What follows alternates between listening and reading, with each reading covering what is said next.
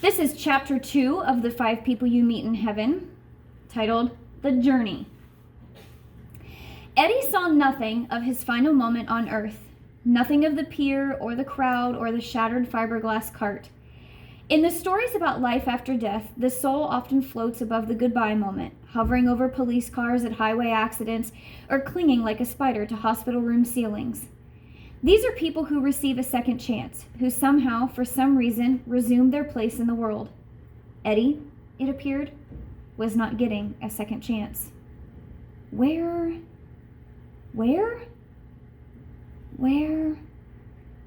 The sky was a misty pumpkin shade, then a deep turquoise, then a bright lime.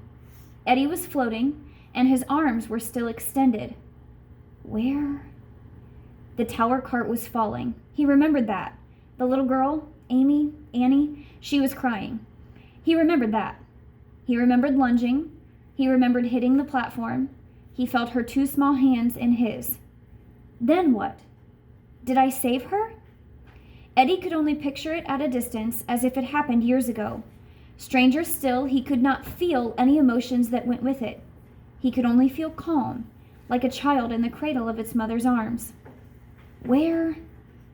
The sky around him changed again to grapefruit yellow, then a forest green, then a pink that Eddie momentarily associated with, of all things, cotton candy. Did I save her? Did she live? Where is my worry? Where is my pain? That was what was missing. Every hurt he'd suffered, every ache he'd ever endured, it was all gone as an expired breath. He could not feel agony. He could not feel sadness. His consciousness felt smoky, wisp-like, incapable of anything but calm. Below him now, the colors changed. Again, something was swirling. Water, an ocean.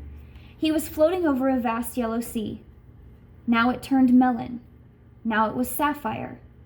Now he began to drop, hurtling toward the surface.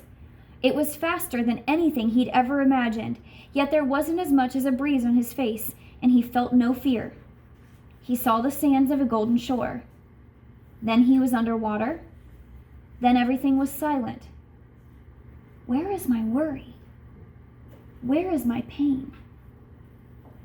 Today is Eddie's birthday. He is 5 years old. It is a Sunday afternoon at Ruby Pier. Picnic tables are set along the boardwalk which overlooks the long white beach.